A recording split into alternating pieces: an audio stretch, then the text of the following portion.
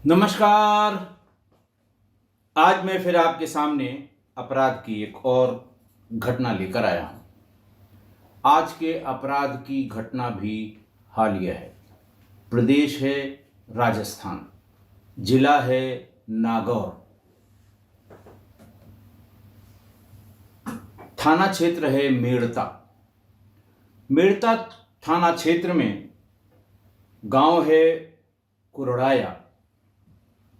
कुरड़ाया गांव का जो शमशान है, जहां उस गांव के मृत लोगों के अंतिम संस्कार किए जाते हैं, वहां से एक व्यक्ति जिसका नाम नेक राम था, भाकर राम, भाकर राम ने थानाध्यक्ष को फोन किया। बहुत धीमे धीमे बोल रहा था। उसने बताया कि मैं कुरड़ाया गांव के शमशान से बोल रहा हूं। मेरे सगे भाई, जिसका नाम नेमाराम माकड़ है, उसके अंत्येष्टि की पूरी तैयारी है। चिता बन गई है, लाश उसके ऊपर रख दी गई है, लेकिन लाश को जलाने से पहले जो संस्कार किए जाते हैं, उन्हें नहलाया जाता है। जब उनके कपड़े, घर में भी एक बार ये संस्कार होता है, और उन्हें फिर उनके जो कपड़े होते हैं वो उतार के कुछ सफ़ेद कपड़ों में कपड़े बांधे जाते हैं, और जलाते समय वो कपड़े भी फिर निकाल लिए जाते हैं और खाली शव को जलाया जाता है। बहुत से धर्मों में अंतिम संस्कार से पहले शव को या देह को नहलाने धुलाने का प्राविधान है। उसने बताया कि ऐसे ही एक प्राविधान में, ऐसी ही जो हमेशा जो रिचुअल होता है, उसमें हमने देखा है कि हमारे भाई के शरीर पर कई जख्म हैं और उसके गर्दन पर कसावट के बहुत स्पष्ट निशान हैं। मुझे इस बात की शंका है कि मेरे भाई की हत्या हुई है।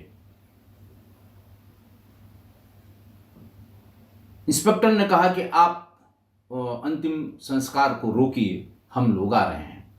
उसने कहा, साहब, अंतिम संस्कार को रोका नहीं जा पाएगा, क्योंकि हमारा भाई जो इस समय चिता पर जलने की तैयारी में है, हमारे परिवार के सिर्फ 2-4 लोग ही हैं, बाकी हमारा पूरा ससुराल यहां भरा पड़ा है।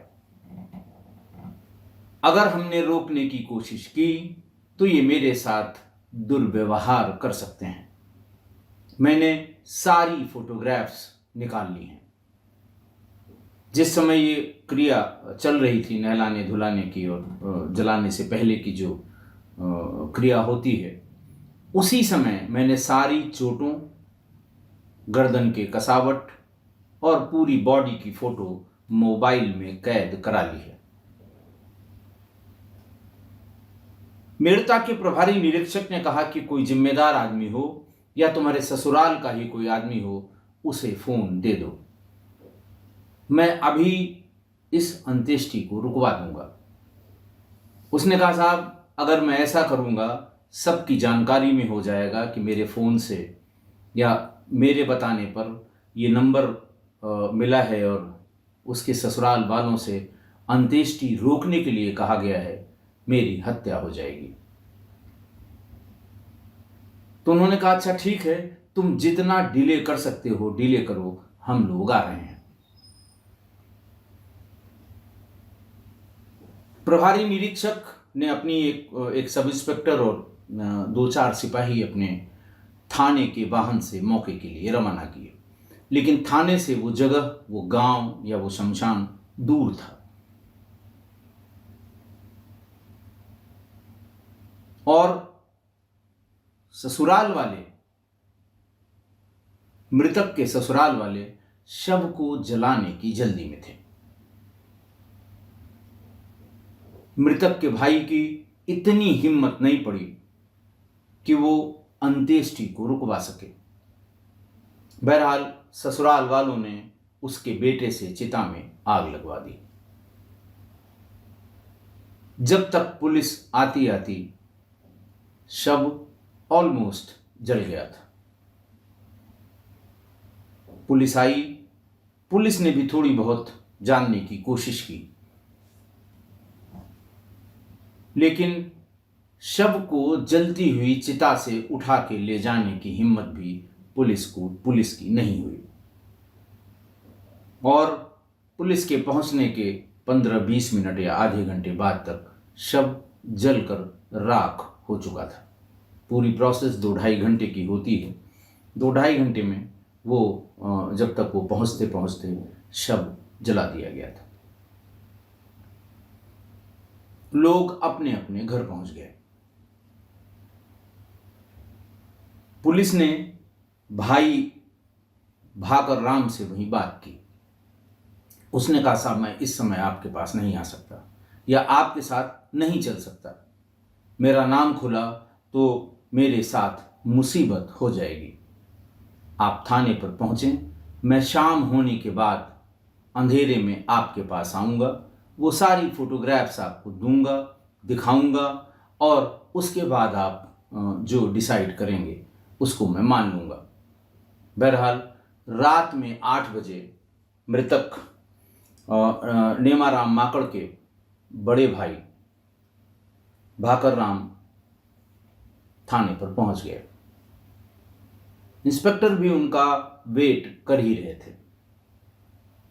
इंस्पेक्टर को अपने मोबाइल से ली हुई सारी फोटोग्राफ उन्होंने दिखाई।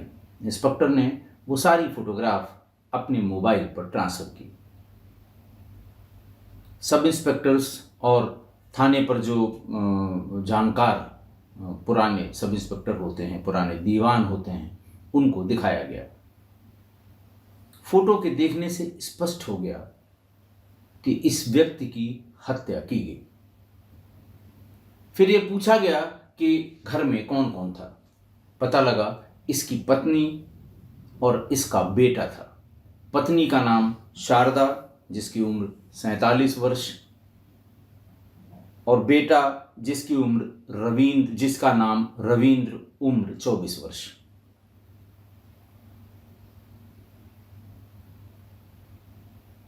उसने पूछा कि जब आपको सूचना मिली या आपको बताया गया, क्योंकि एक ही गांव में उसका घर भी था और ससुराल भी था, तो उसने ये बताया कि बेटा रविंद्र दौड़ते हुए हमारे घर पर आया था और उसने ये बताया था कि मेरे पिता की मृत्यु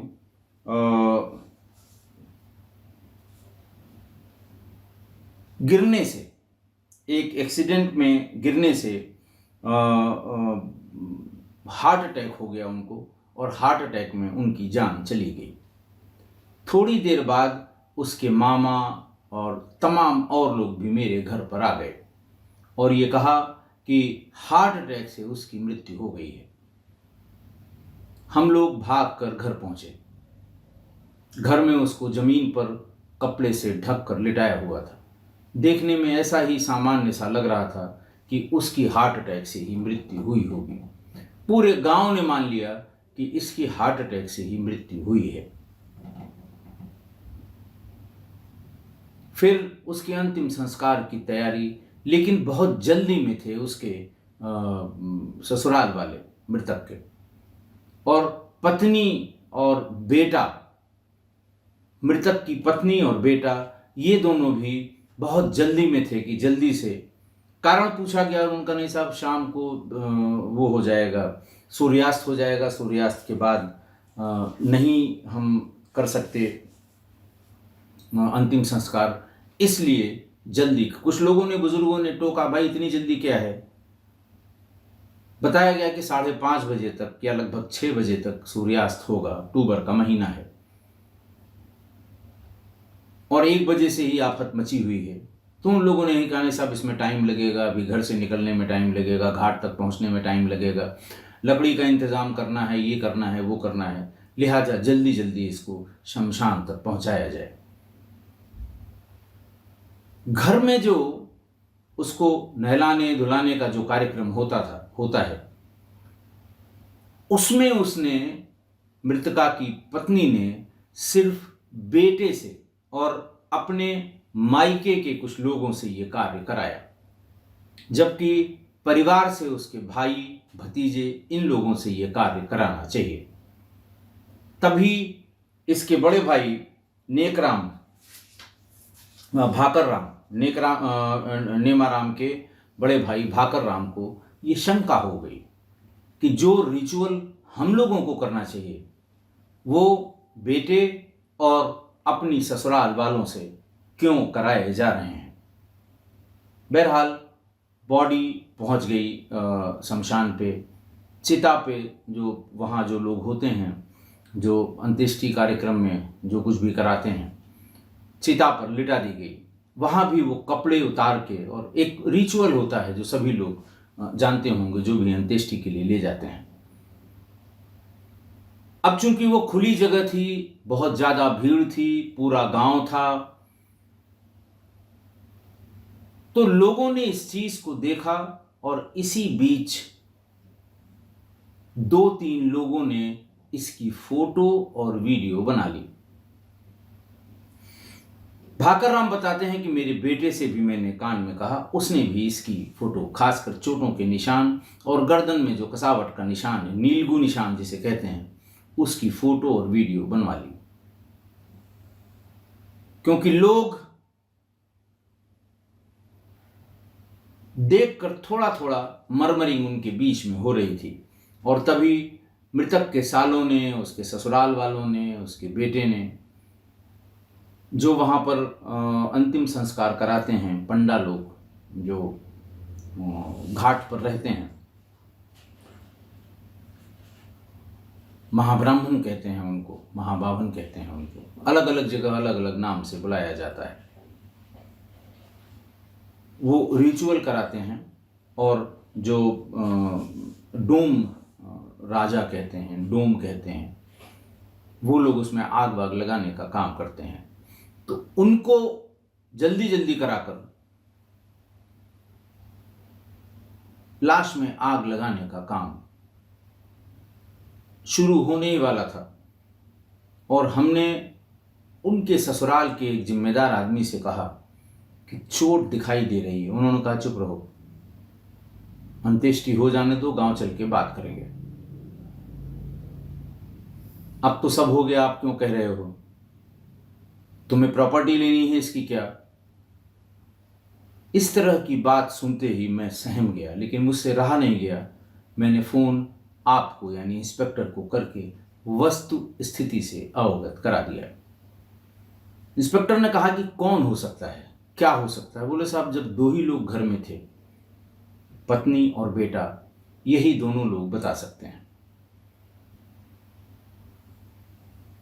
थाने के पुलिसकर्मियों ने, जिन लोगों ने ये फोटो और वीडियो देखी, सबको ये यकीन हो गया कि ये सामान्य हार्ट अटैक या सामान्य मृत्यु का नहीं, हत्या का मामला है। अगले दिन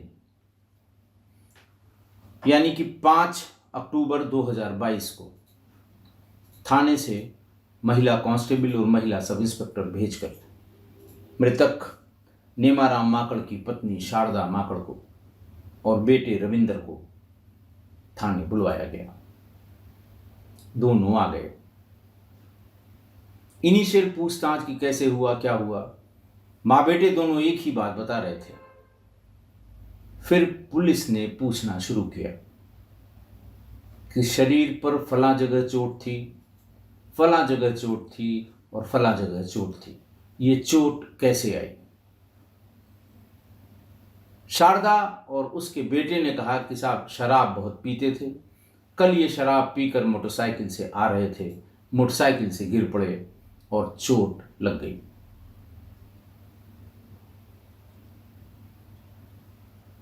फिर पुलिस ने फोटो दिखाकर ये कहा कि ये गर्दन पर निशान कैसी है। पहले पूछ लिया कहाँ कहाँ तुमने चोट देखी, तो उनका साहब यहाँ थी, यहाँ थी, यहाँ थी, और उस समय तो नशे में थे, उस समय तो आके सो गए, सवेरे दर्द बताया तो फिर मैंने डॉक्टर से दवाई ली, इस तरह की एक फर्जी कहानी सुनानी शुरू की मृतक की पत्नी शारदा ने। उसके बाद पूछा गया कि बताओ, गर्दन पे चोट का तुमने कोई जिक्र नहीं किया, ये चोट कहां से आई? ये सवाल सुनते ही शारदा के चेहरे पर हवाइयां उड़ने लगी। महिला पुलिस को अपना वो काम करना पड़ा जो उसे करना चाहिए था। शारदा से पूछताछ शुरू हुई, असली वाली। अभी तक तो इंट्रोडक्टरी पूछताछ में उसने इतनी बात बताई थी। जब असली वाली पूछताछ हुई तब पूरी बात खुलकर सामने आई। धीरे धीरे बताई गई इस बात को पूरा कड़ी से कड़ी जोड़ने और पूरा मकसद क्या था ये करने में करीब 8 घंटे पुलिस को लग गए। सबसे पहले लगभग 3 साल पहले नेमाराम के नाम जो जमीन थी, पैतृक जमीन जो पिताजी से और बाबा से पिताजी में आई, पिताजी से फिर नेमाराम के नाम आई, भाइयों के नाम आई, कुल 15 बीघे जमीन नेमाराम के हिस्से की आई थी। शराब पिला कर और तहसील में ले जाकर शारदा ने वो सभी 15 बीघे जमीन अपने नाम करा ली। होश आने पर नेमाराम ने इसका विरोध किया। पत्नी ने यह बताया कि तुम शराब के नशे में रहते हो, मुझे डर है कि कोई तुमसे दूसरा आदमी ये जमीन न लिखवा ले, इसलिए मैंने पहले ही अपने नाम जमीन करा ली। तुम्हारे नाम रहे या मेरे नाम रहे, एक ही बात है। फर्जी किस्से कहानी भी कि फलां कह रहा था और ढिकाना कह रहा था। इसने बताया कि इसको किसी दिन पिला के और ज़मीन इसकी लिखवा लेनी है। जब मैंने ये सुना तो मैंने सोचा इसको अपने ही नाम करा लें। किसी तरह कन्विंस कर लिया उसने नेमाराम को। उसके साल भर बाद या साल भर से थोड़े कम समय में उसी जमीन के अगेंस्ट शारदा ने 20 लाख का लोन लिया, ट्रैक्टर के लिए और पिकअप के लिए। लोन से जब ट्रैक्टर और पिकअप घर पर आ गए तो रोली मोली लगाकर पूरा उसका जो होता है कि साहब उसे चलाना शुरू किया जाए, और नया वाहन घर में आया है, पूजा कर ली जाए ताकि एक्सीडेंट ना हो। पूरा विधि विधान पूर्वक मिठाई बांटी गई और इस खुशी में नेमाराम को भी शामिल किया गया। पर्पस बताया शारदा ने कि अपनी जमीन की जुताई के अलावा किराए पर ट्रैक्टर गांव में बहुत अच्छा बिजनेस है। जिसके जिसके पास ट्रैक्टर हैं वो कुछ पैसे पर घंटे फिक्स हैं, 200-250। लोगों के खेत जोत कर इसमें अच्छी कमाई हो जाएगी।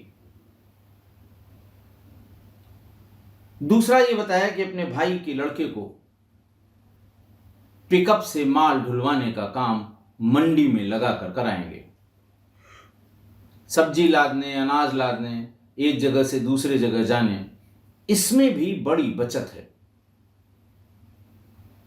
और हम 2-3 साल में ही इस 20 लाख के लोन को आराम से चुकता कर लेंगे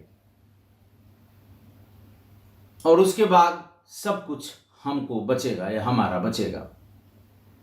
बेचारा नेमाराम, उसको भी ये बात ठीक लगी कि ये तो अच्छी बात है, ये जो मॉडल हमको बताया गया है ये सही लग रहा है। उसने विरोध नहीं किया। फिर अगस्त 2022 में, यानी घटना के लगभग 3 महीने पहले, बीमा के एक एजेंट को बुलवाकर नेमाराम का 30 लाख का बीमा कराया, जिसमें मकान के पेपर्स और वो जो 15 बीघे जमीन अपने नाम कराई थी उसके पेपर लगाकर, मतलब हैसियत दिखानी होती है कि आप करा रहे हैं तो कैसे इसको रीपेमेंट करेंगे। 30 लाख का बीमा उसका कराया, मृतक का, और उसका कारण बताया कि देखो तुम शराब पी के कभी इधर गिर जाते हो, कभी उधर गिर जाते हो, किसी दिन एक्सीडेंट हो जाएगा, बच्चों का क्या होगा, मेरा क्या होगा, तो बीमा करा देंगे, कम से कम हमें थोड़ी सी रकम मिल जाएगी, उस पूंजी से हम अपना कोई काम शुरू कर लेंगे। नेमाराम को फिर ये बात ठीक लगी कि बहुत ज़्यादा केयरिंग है मेरी पत्नी। अब नेमाराम के नाम कुछ भी न जमीन रह गई थी, न अकाउंट में पैसा रह गया था, लोन उसके नाम ले लिया गया था जो उसको रीपेमेंट करना था, और उसका बीमा भी करा दिया था।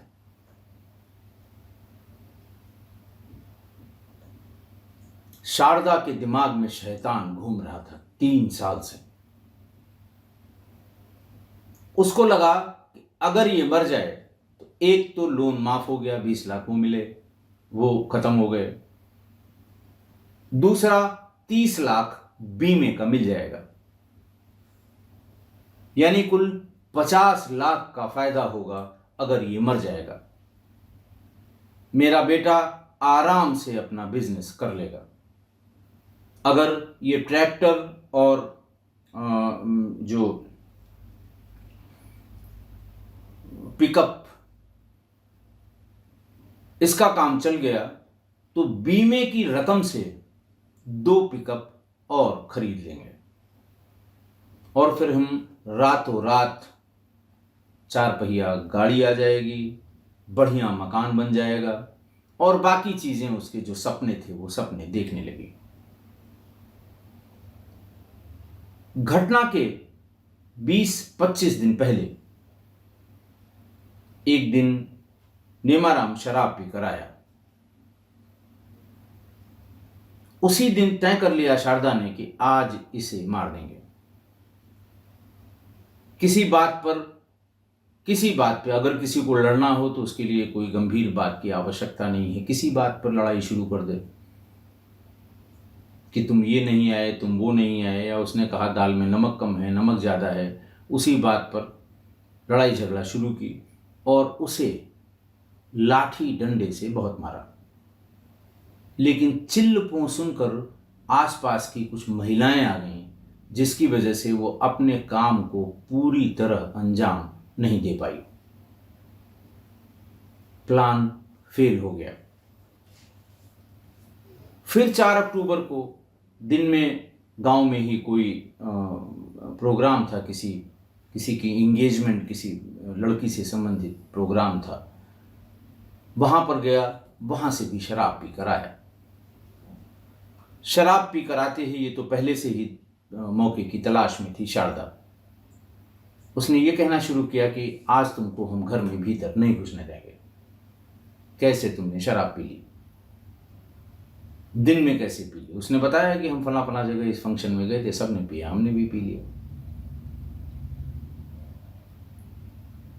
लेकिन शराब वो ज्यादा पिए हुए था, धक्का देकर उसको नीचे गिरा दिया, सीने पर सवार होकर अंगोछे से उसके गर्दन को कस दिया।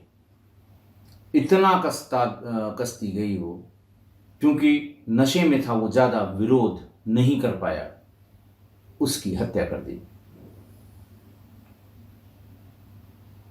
फिर अपने बेटे को बुलाकर उसे सारी बात समझाई। आधे घंटे तक क्या लोगों से कहना है, क्या बताना है, उसको वहां से उतार कर जमीन पर उतारना, रखना, और मुंह तक चादर से ढक देना, गर्दन के पास के इलाके पर वो अंगोछा एक रख देना ताकि लोग गर्दन के उस निशान को न देखें। जब सब काम पूरा हो गया तब रोना पीटना शुरू किया शारदा ने।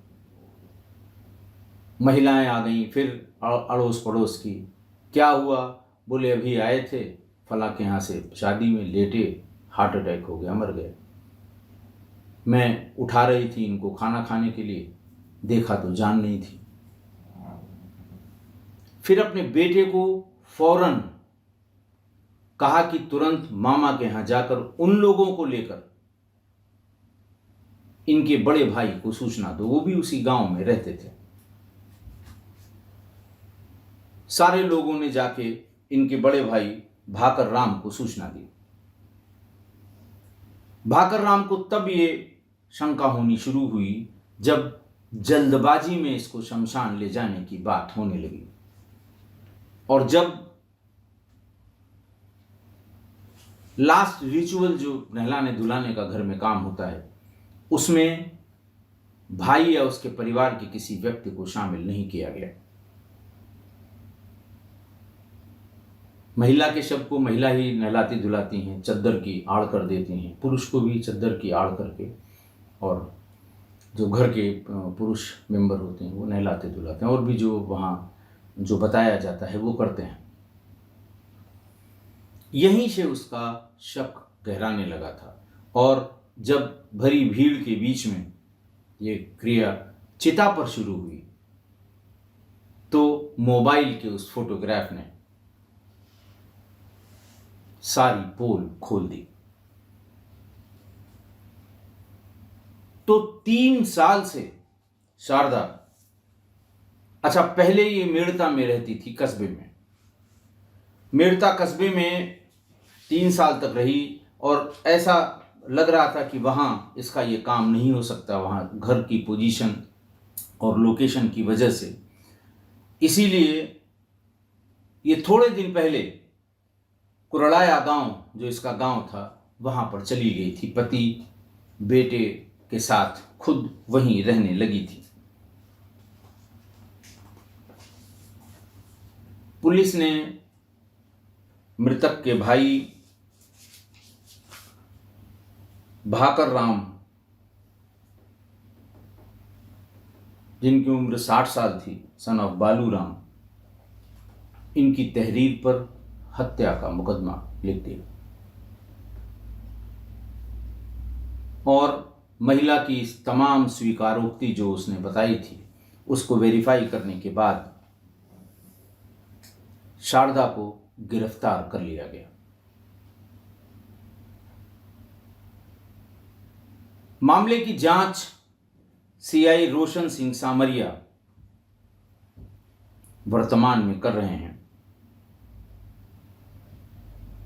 और गांव के लोगों से पूछताछ में भी उन्हें यह पता लगा कि पत्नी इसके साथ मारपीट करती थी।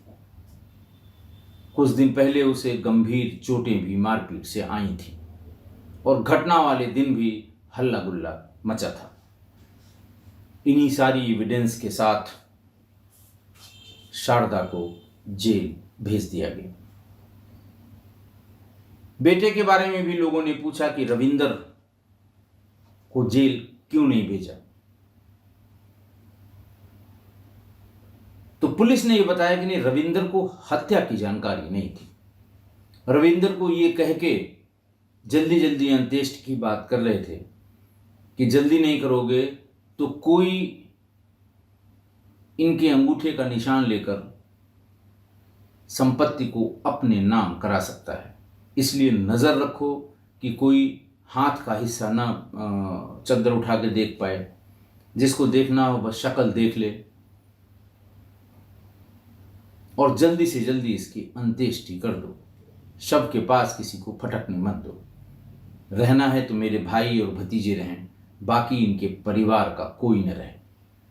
उसको सिर्फ इतनी जानकारी थी, इसलिए उसको जेल या उसकी अपराध में संलिप्तता नहीं पाई गई और उसे जेल नहीं भेजा गया। आज की घटना, 28 साल के वैवाहिक जीवन के बाद कोई पत्नी इतनी निर्दयी हो सकती है, इतनी नृशंस हो सकती है, इतनी क्रूर और शातिर हो सकती है, ये कल्पना से परे है, ये समझ से परे है। 28 साल जिसके साथ रही हो, जिससे 2 बच्चे हों, बच्चे बड़े बड़े हों, बेटी की शादी हो चुकी हो, वो अपने ससुराल में रहती हो, बेटे की शादी होने वाली हो, ऐसे में पत्नी इतनी निर्दयी और नृशंस और क्रूर हुई कि उसने पति की हत्या कर दी। कारण सिर्फ यही था कि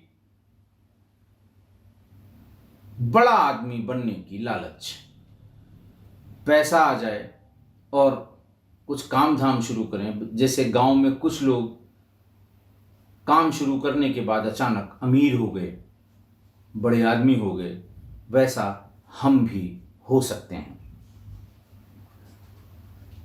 3 साल से प्लान करते करते और 2 बार अटेम्प्ट करने के बाद फाइनली शारदा ने अपने पति की हत्या कर दी। देखिए, गांव की जो सक्सेस स्टोरीज हैं वो बहुत छोटी छोटी होती हैं, बहुत छोटी छोटी। कि फला ने टेम्पो खरीदा, चलाना शुरू किया, अब उनके पास 4-5 टेम्पो है, मकान भी बन रहा है, मोटरसाइकिल भी खरीद ली है।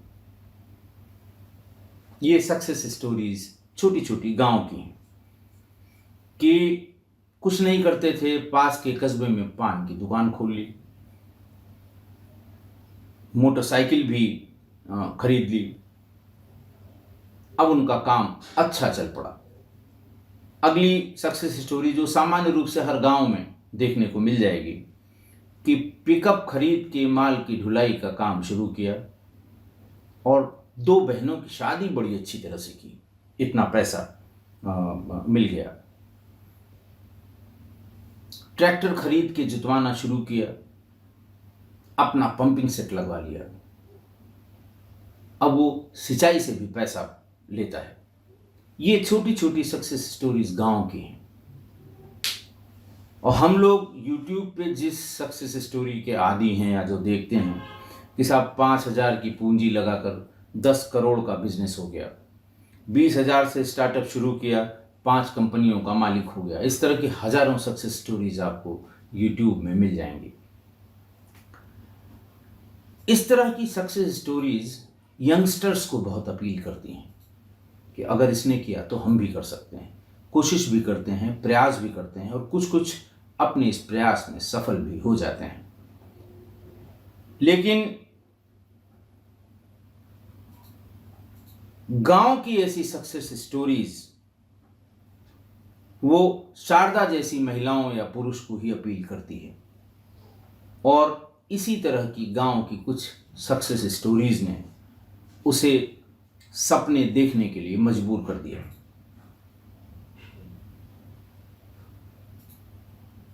अट्ठाईस साल से अपने पति के साथ रहते रहते शायद उसने ये जज किया कि इसके भरोसे तो कुछ संभव नहीं है, बेटा ही हमारा ऐसा कर सकता है। उसके लिए जमीन लिखवाना, जमीन के अगेंस्ट ट्रैक्टर और पिकअप खरीदना, उसके बाद उसका बीमा करा देना, ये सब उसी प्लान के तहत था कि काम जब शुरू करेगा मेरा बेटा तो बहुत जल्दी बड़ा आदमी बन जाएगा, हमारा भी पक्का मकान होगा, 4 पहिया वाहन होगा। इस तरह के जो सपने उसने देखे थे शारदा ने, उसको अपने बेटे के जरिए पूरा करने की मन में ठान ली थी। पहले लोन ले लो, फिर पिकअप और ट्रैक्टर ले लो उसी जमीन के अगेंस्ट, फिर बीमा करा लो कि इन केस ये मर जाए तो इसका पैसा अलग से मिल जाए। जब उसके पास कुछ नहीं रह गया तब उसका दिमाग घूमने लगा कि अगर ये मर जाए तो 20 लाख का लोन माफ और 30 लाख का बीमा मिल जाएगा क्लेम, 50 लाख हमारे पास होंगे, बेटे को ट्रैक्टर और पिकअप का लोन अदा नहीं करना होगा और नगद पैसे होंगे, हम और पिकअप और ट्रैक्टर खरीद के उसे चलवाएंगे। प्लान तो देखिए फूल प्रूफ बनाया था और ऑलमोस्ट सक्सेसफुल भी हो गया। ये तो भला हो मृतक के भाई और उसके 2 एक परिजनों का, जिन्होंने डेड बॉडी की फोटो खींचकर यह साबित किया कि ये हार्ट अटैक से नहीं, इसकी हत्या हुई है। हालांकि पीएम पोस्टमार्टम न होने के कारण ट्रायल में ये केस टिकेगा, इसमें हमें शंका है। तमाम चीजें बताई जाएंगी और ये कहा जाएगा साहब पीएम नहीं हुआ है, इससे ये बातें प्रूव नहीं होती। ऐसा मुझे लगता है कि बहुत मुश्किल है, लेकिन कम से कम उसने हत्या की ये जानकारी पूरे गांव और आसपास के लोगों को हो गई, और ट्रायल जब तक होगा, समापन होगा, बरी होगी या सजा होगी, तब तक तो जेल में रहेगी। शारदा की अति महत्वाकांक्षा, पुत्र प्रेम और समाज में दिखाने के लिए बड़े आदमी होने का ढोंग, इन्हीं चीजों ने उसे पति का हत्यारा बना दिया। ऐसा नहीं है कि पति को इसका एहसास नहीं हुआ होगा। अपने नाम जमीन कर ली और कहा कि तुम किसी को लिख देते, या कोई दूसरा इस फिराक में था कि तुमसे लिखा लेता। फिर लोन लेके दो गाड़ियां ले लेना। एहसास तो उसे जरूर हुआ होगा, लेकिन इतना खतरनाक अंजाम होगा इसके बारे में शायद उसने नहीं सोचा होगा। इसीलिए किस्सा गोई परिवार के लोगों से मैं ये कहूँगा कि अगर घर परिवार में किसी पर, किसी के ऊपर या किसी में अति महत्वाकांक्षा के लक्षण दिखें तो थोड़ा सावधान रहने और उसके कार्यकलापों पे नज़र रखने की आवश्यकता है। महत्वाकांक्षा बुरी चीज़ नहीं है, हर एक को रखनी चाहिए, बड़ी महत्वाकांक्षा भी रखनी चाहिए, लेकिन उस महत्वाकांक्षा को पाने के लिए जो रास्ता है इस पर नज़र जरूर रखें, वरना वही होगा जैसे कहते हैं सावधानी हटी दुर्घटना घटी। आशा है आप मेरी इस बात से सहमत होंगे। आज के लिए इतना ही, बहुत बहुत धन्यवाद। नागौर के मेड़ता में एक पत्नी ने अपने पति को पहले जमकर पीटा, उसके बाद गला दबाकर हत्या कर दी। पत्नी 3 साल पहले ही पति की मौत की स्क्रिप्ट लिख चुकी थी। करीब 3 साल पहले उसने पति की जमीन जायदाद अपने नाम कराई थी। इस दौरान भी उसने पति को टॉर्चर किया था और उसके पैर तोड़ दिए थे। 3 महीने पहले ही उसने पति के नाम से 20 लाख रुपए के ट्रैक्टर और पिकअप फाइनेंस कराए थे। साथ ही पति का 30 लाख रुपए का बीमा भी कराया था ताकि मौत के बाद वो उसका क्लेम उठा सके। दाह संस्कार होने के बाद हमें जानकारी मिली कि उस व्यक्ति के साथ में मारपीट हुई थी, उसके शरीर पे चोटें थी। हम गांव में गए और जानकारी की तो पता चला कि उसमें उसकी पत्नी द्वारा ही उसकी आपसी लड़ाई झगड़े के दौरान मारपीट करके हत्या कर दी गई है। अंतिम संस्कार के वक्त मृतक के भाई ने शरीर पर चोटों के निशान देखे और मोबाइल में फोटो ले लिए। इसके बाद पुलिस को शिकायत कर दी। पुलिस ने महिला से पूछताछ की तो उसने अपना गुनाह कबूल कर लिया। हिमांशु गौड़, दैनिक भास्कर, मेड़ता।